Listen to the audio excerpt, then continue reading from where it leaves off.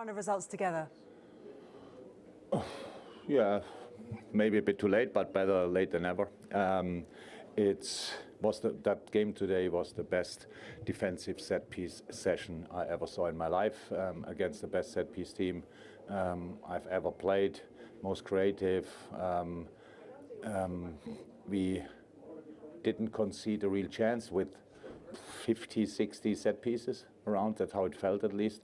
And so it was because the boys were really focused. The boys were really, in these moments, really there.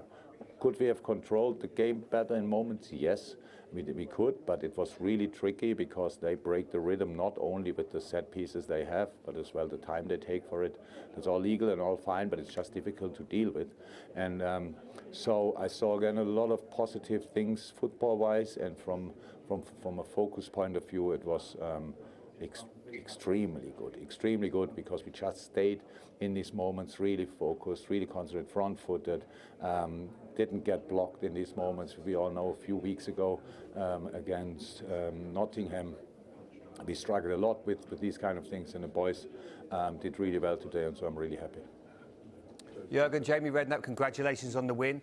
I want to talk about Trent Alexander-Arnold's position and how much you're enjoying it as a manager. And is this something you feel will be long-term as well? Yeah, I think so. Long-term, we will see what we can do. Depends on the new players we bring in and who can play different positions. That's clear.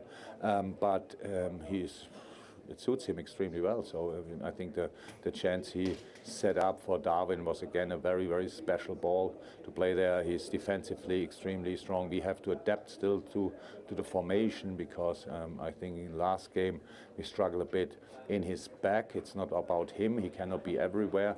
In the first moment when we lose a ball, for example, in counter press, of course he has to stay in the center. That means Ibu or whoever plays that position has to cover the space behind him.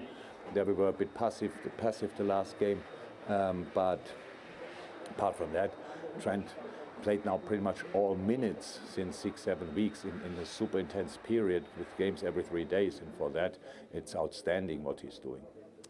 Mohamed Salah, Jurgen, where does he rank in terms of your signings? You've had some good ones. Is he up there with the best? Oh, definitely.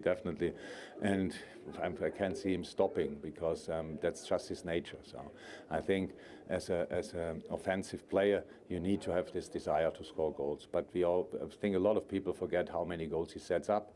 So he's just always very, very often involved in the goals we score. With the last pass, with the challenge he had before, with the ball, he wins back, whatever, or with his own finish, and makes him really special. But we all know, when he sits in a few years in a studio and works as a pundit, everybody will then finally know how good he was when we were all watching him. But sometimes, I don't think for the Liverpool supporters, but for a lot of other players, don't appreciate people enough when they are still playing. And for us, it's clear he's an all-time great.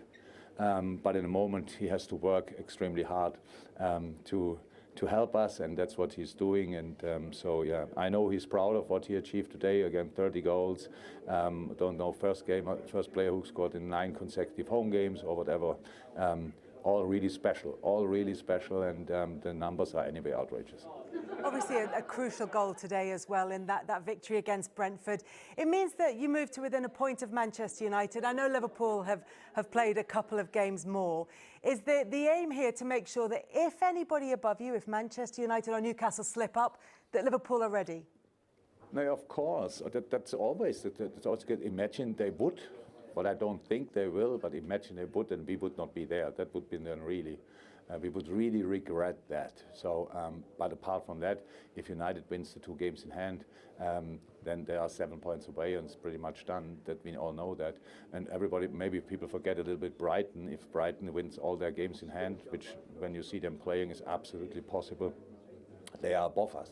So it's just an interesting period always. It's a bit more exciting than probably a few teams wanted. For us, it's good that we could get in that region of the table again, but we have to make sure that we keep the teams behind us, because they are coming obviously as well, and not only Brighton but Aston Villa and Tottenham won today. So nothing is decided, and for us, and that's good. So we have 3 games to go, and now finally a bit longer break, which is very helpful. You could see that today. Brentford with a full week in between the games. We played 3 days ago. It's a massive difference, especially in the latter stages of a game. So the boys fought through it, and I'm really happy about that. Jurgen, thanks very much for coming to talk to us. Appreciate it. You're welcome. All the best. See you. Bye-bye.